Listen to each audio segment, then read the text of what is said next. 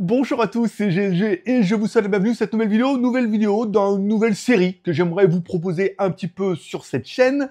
En commençant, j'ai mis les 10 astuces gratuites pour booster ta chaîne YouTube. Bon, dans cette vidéo, pas de magie, je vais pas essayer de vous vendre des PDF, le seul truc que je voudrais éventuellement vous vendre, c'est un petit abonnement gratuit, de cliquer sur la cloche et de vous abonner, voilà, ça coûte rien de douteux, rien, voilà. Le but, c'est de vraiment vous partager un peu mon expérience avec les 10 conseils que j'ai appris, que j'ai lus, de ceux dont on parle, qui pourraient certainement t'aider aussi un petit peu. Il y a beaucoup d'astuces que j'applique depuis pas mal de temps. J'ai commencé en 2007, je crois. Alors évidemment, c'est pas magique, ça marche pas tout du premier coup, mais il y a des choses que j'ai appris, il y a des choses que je ne faisais pas, des choses que je fais maintenant, et apparemment, bon voilà, les chaînes sont en bonne croissance, donc est-ce que c'est ça ou est-ce que c'est autre chose? Bon, ça doit aider aussi un peu. Alors si toi aussi tu veux faire décoller ta chaîne, regarde bien ces 10 astuces et attends bien la 10e parce que il y en a beaucoup qui la font pas et à mon avis vous devriez peut-être commencer par celle-là. Parce que voir les produits en photo c'est bien, mais les voir en vidéo c'est mieux, alors débridez-vous et découvrez tous nos tests high-tech ou smartphones et surtout mes astuces YouTube. Oui, c'est la première vidéo, il y a déjà une deuxième qui est en préparation,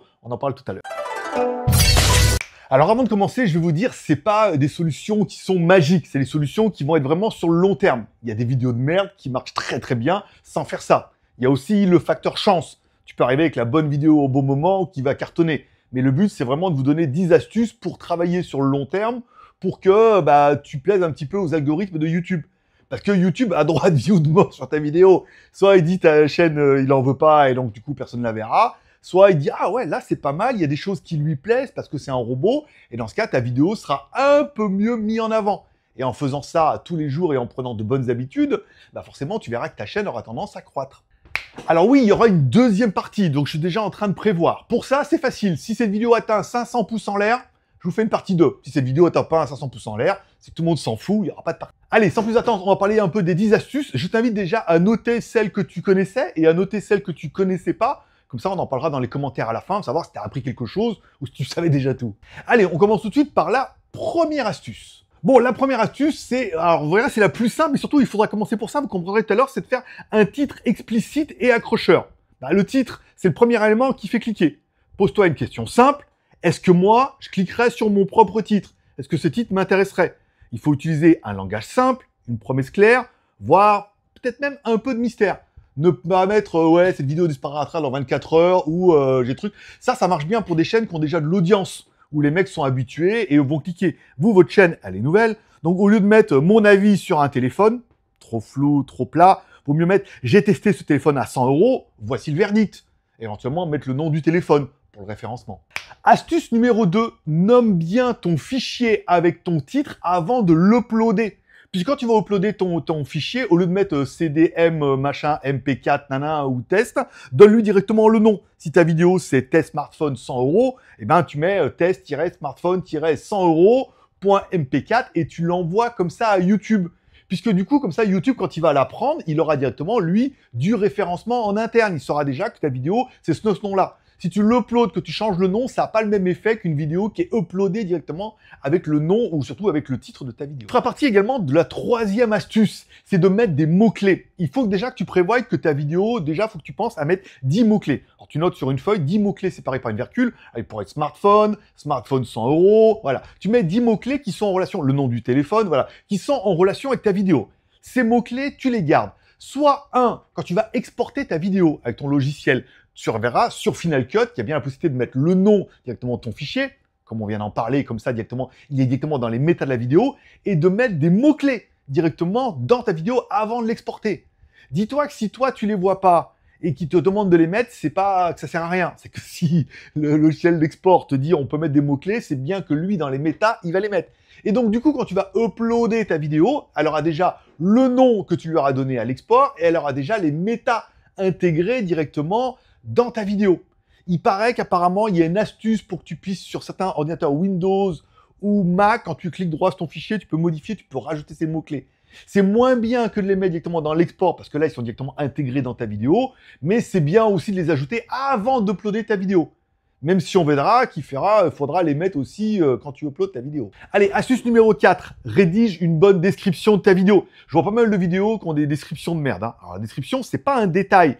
Tu mets d'abord un résumé clair et engageant, puis tu ajoutes des liens utiles, par exemple tes réseaux, et surtout tes mots-clés. naturel dans le texte. Hein, c'est le meilleur smartphone à moins de 100 € et tout, voilà. Parce que oui, YouTube lit ta description pour comprendre un peu ta vidéo et le contexte. Donc c'est important de mettre au moins 2-3 lignes. Pas en mettre trop parce que normalement, c'est après il faut mettre les liens et tout, mais mets quand même une petite description sympa. Astuce numéro 5, mets des hashtags pertinents. Car oui, tu auras vu dans ta description, tu as possibilité d'ajouter 3 hashtags. Alors, certains conseillent d'en mettre 5, mais YouTube apparemment n'en voit que 3.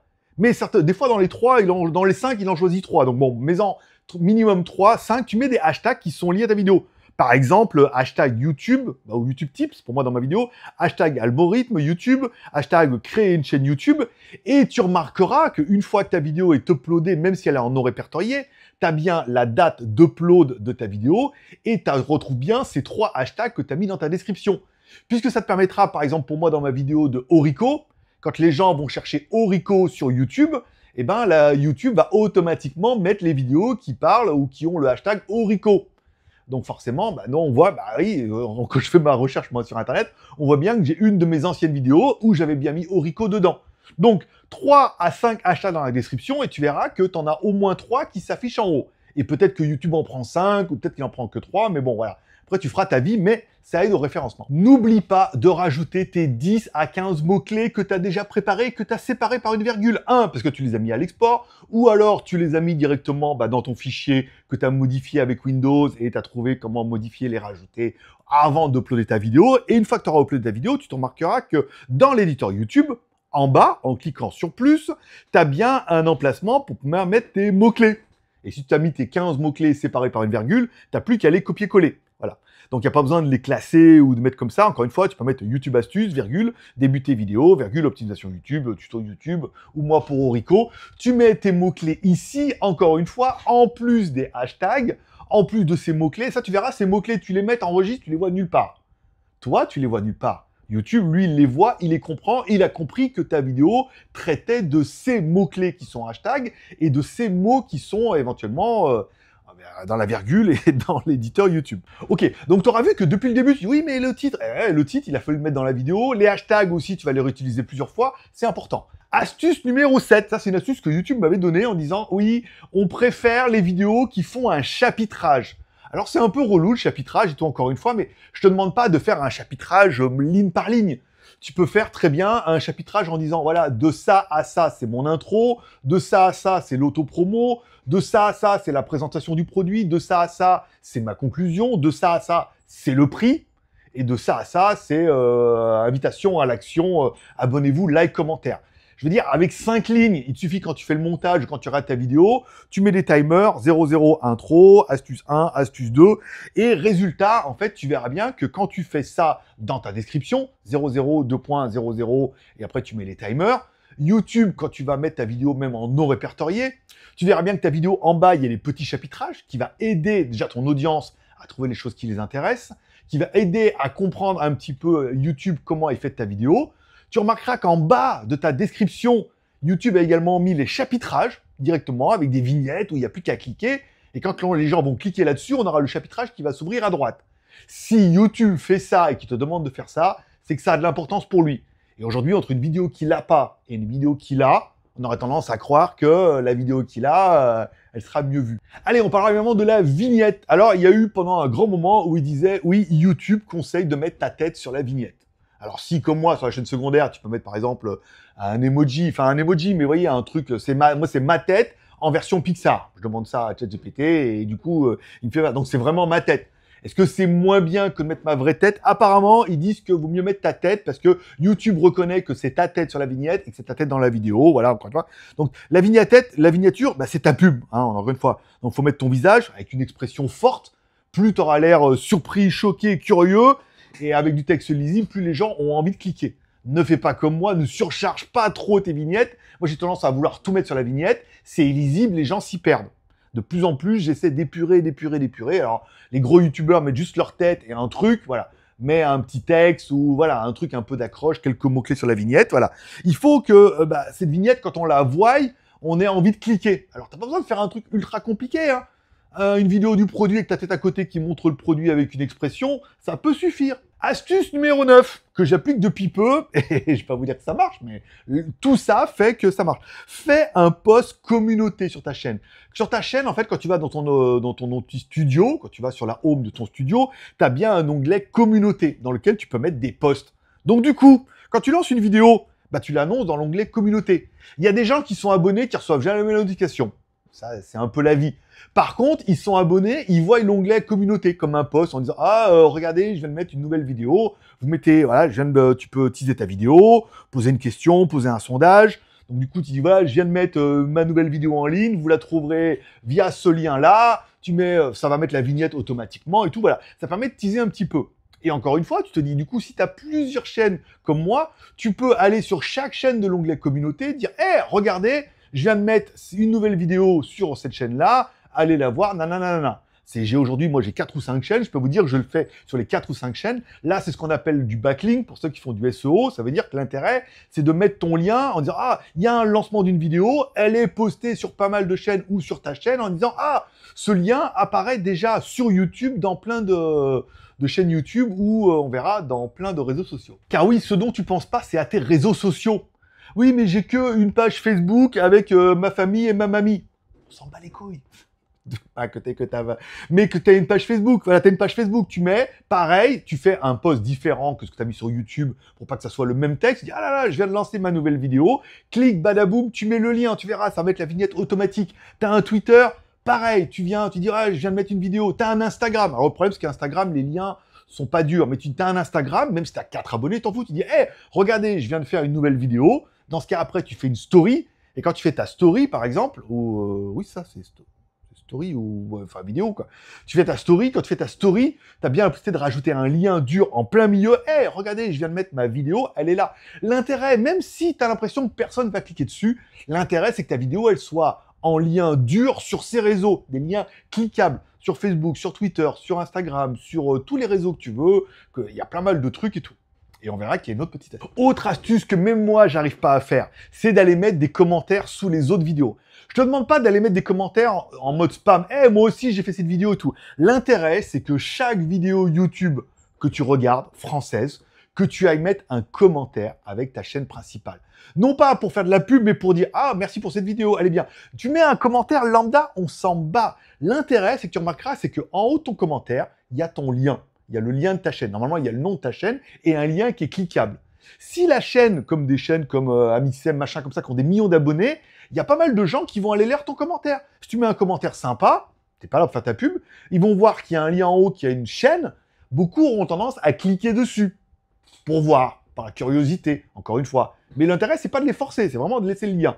Si personne ne clique, tu te dis, c'est pas grave. Encore une fois, j'ai un lien qui est cliquable sur une chaîne YouTube d'un autre. Voilà. Et si tu fais ça, je sais, même moi, j'arrive pas, comme je regarde sur la télé, sur les téléphones, il faudrait que je le fasse. Et je le fais pas. Parce que les gens sont curieux. Ils disent, tiens, il y a une chaîne, on peut aller voir, on va aller cliquer et tout. Et surtout, ça met du lien dur. Si tu regardes, par exemple, 10 vidéos par jour et que sur ces 10 vidéos, tu mets à chaque fois un commentaire, ton lien, il apparaît dans les commentaires et il est cliquable. Encore une fois, c'est du SEO. Ta chaîne est visible sur pas mal de chaînes comme ça. C'est un espèce de maillage interne, puisque YouTube, ça reste un robot, comme Google. Et le fait de mettre un petit peu des liens partout, hop, il y a des liens qui sont cliquables là, ici, là. Forcément, ta chaîne, elle aura beaucoup plus d'attrait quelqu'un qui le fait pas. Donc voilà un peu pour ces 10 astuces. Encore une fois, YouTube, c'est pas un sprint, c'est un marathon. Il y a pas mal de gens qui ont fait une vidéo qui a cartonné et après, ils essaient de faire toujours, de retrouver leur gloire passée et les chaînes tombent à l'abandon. Ou des chaînes qui ont 8 millions d'abonnés, qui ont eu 1 ou 2 buzz et que tu regardes leur vidéo, elle marche pas tant que ça. Encore une fois, l'intérêt, c'est de prendre de bonnes habitudes. Si tu fais ça à chaque fois, encore une fois, et que tu postes régulièrement, soit c'est une fois par mois, soit c'est une fois par semaine, soit une fois tous les 15 jours, mais que tu as une régularité, encore une fois, si tu appliques ça à chaque vidéo, encore une fois, tes vidéos vont prendre, et tu te rendras compte que si tes vidéos marchent pas de ouf, comme moi par exemple sur ma chaîne de voiture électrique, où les vidéos, elles font pas des vues de ouf tous les jours. Par contre, on a régulièrement des gens qui vont sur les anciennes vidéos. Et comme du coup, toi, t'es payé aux 1000 vues, tes 1000, ils sont plutôt pas mal parce que les dernières vidéos, elle a pas fait énormément. Mais comme on fait un petit peu de vues sur toutes les vidéos, t'arrives vite à taper, comme moi sur ma chaîne voiture, entre 2 et 3000 vidéos, 3000 vues par jour ou par 48 heures. Donc tu es payé au CPM, donc forcément, tu t'es dit, c'est pas mal parce que tu as pris de bonnes habitudes et qu'à chaque vidéo, tu appliques un petit peu ces méthodes. Bon, avant de te laisser, numéro 1, oui, il y aura certainement une vidéo numéro 2 où on verra comment on va pouvoir faire tout ça. Voilà, je suis en train de préparer ma vidéo, tu vas être surpris et tu vas gagner un temps fou. Pour que cette vidéo tombe, il faut que j'ai 500 pouces en l'air. Si j'ai 500 pouces en l'air, je la ferai. Si j'ai pas 500 pouces en l'air, c'est que ça intéresse personne, je ne la ferai pas. Je t'invite également en commentaire, si tu as une chaîne YouTube ou tu n'as pas de chaîne YouTube, à me donner les astuces que tu avais déjà. Les astuces que tu connaissais, que tu appliquais déjà, ou des astuces que tu ne connaissais pas et que tu te dis tout compte fait, et je vais peut-être les appliquer. Bon, comme ces vidéos étaient gratuites et que je te demanderai un change, je te demanderai juste éventuellement soit de mettre un petit pouce en l'air ou un petit pouce en bas, éventuellement un pouce en l'air pour arriver aux 500 pouces en l'air, et un petit abonnement, tu t'abonnes, tu cliques sur la cloche, ça me motiverait vraiment à faire une deuxième vidéo. Vous verrez que la deuxième vidéo, je vais vous faire voir comment vous allez pouvoir gagner un temps fou en faisant ces 10 astuces, pas en mode automatique, parce qu'il n'y a rien de magique, mais en mettant quelques astuces en place, vous allez gagner un temps fou, vous allez devenir beaucoup plus productif. Vous direz, ouais, ça je le ferai bien, mais c'est chiant. Ouais, fais-le, commence-le en étant chiant. Après, je t'expliquerai comment ça va être beaucoup plus simple. Et donc, du coup, tu te dis, ah ouais, ça, je vais le mettre en place à chaque fois. Notamment pour les vignettes. Faites pas comme MrBeast, prenez une vignette d'un autre, modifiez la tête et tout. Non, on verra, il y a pas mal d'outils qui sont simples. On peut bricoler pas mal de choses. Voilà. Je vous prépare ça pour la deuxième vidéo. Si vous aimez cette vidéo, pouce en l'air ou pouce en bas. N'oublie pas de t'abonner, de cliquer sur la cloche, de mettre un petit commentaire pour me dire si tu connaissais un petit peu ces astuces. Encore une fois, c'est pas une formule magique. Ça peut marcher sans, mais ça peut marcher avec. Moi, je sais que j'essaie d'appliquer ces 10 méthodes parce que je l'ai entendu. Alors, il y en a, c'est des légendes urbaines. Il y en a, ça va faire véridique. Il y en a, c'est YouTube qui te dit oui, mais par exemple, si vous faites par exemple des shorts, machin, là, on est avec Google Ads, il nous dit oui, mais si vous lancez ce nouveau type de campagne pour nous dans les algorithmes, voilà. L'intérêt, c'est de sucer un peu YouTube et de plaire à l'algorithme en disant, il arrive sur ta vidéo, il dit ah ouais, lui, quand même, il a fait pas mal de trucs que YouTube aime bien. Voilà. Allez, je vous remercie de passer me voir. Je donne rendez-vous mercredi prochain, ça sera une review. Et ensuite, entre-temps, je vous préparerai. Soit on fera une review le mercredi et une vidéo YouTube peut-être tous les 15 jours. Je sais pas. À vous de me dire en commentaire si vous avez des idées, des suggestions ou des vidéos que vous voudriez que je fasse. Voilà, j'ai déjà des idées, des remarques, voilà. Je vais pas refaire les tutos au début, comment lancer sa chaîne YouTube, machin, les concepts, trouver sa niche et tout. Peut-être que ça vous intéresse. Mais j'aimerais aller dans le dur déjà, vous expliquer comment bien faire vos vidéos dès le début. Et vous verrez que ça va pas être magique tout de suite, mais sur le long terme, vous allez le ressentir. Allez, bonne journée, bye bye.